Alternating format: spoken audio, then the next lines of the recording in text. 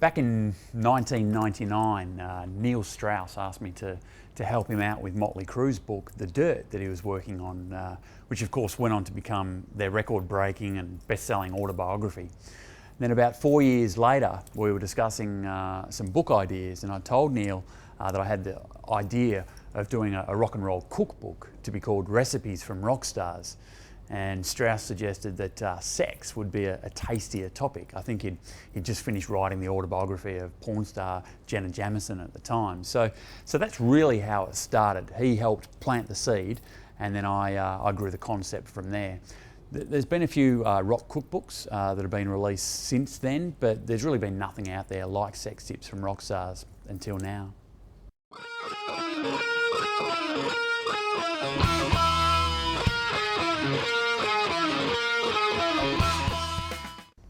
Well, while I was thinking about doing the book, I was also entertaining lovers of rock music by DJing in bars and clubs here in Melbourne, like here in Cherry Bar in AC/DC Lane.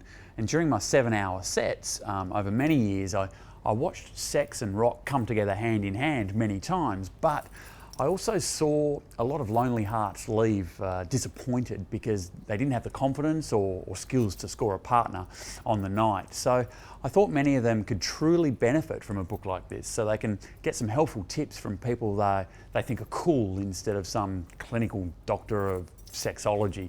But just as importantly, they can have a really good laugh along the way.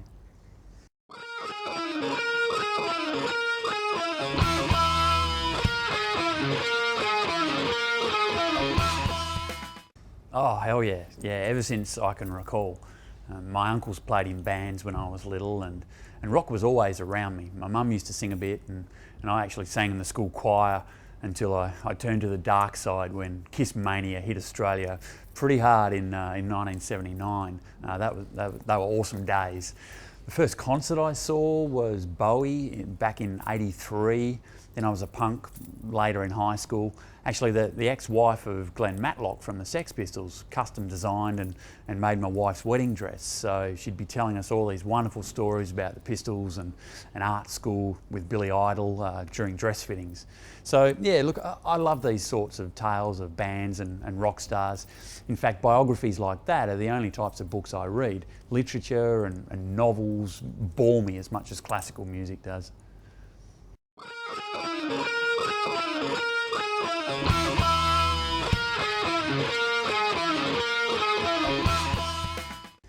I guess that would be Rat Scabies from The Damned, the classic UK punk band. Like, smash it up.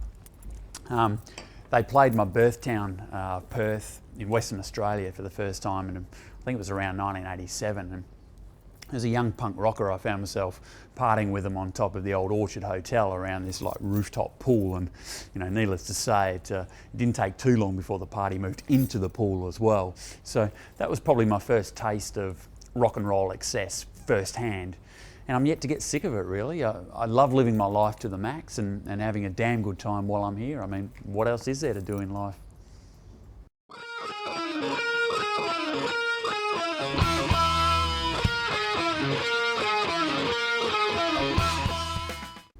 Well, apart from masking a few names of people involved in a few stories to not incriminate them, the content has not been sanitised in any way, shape or form.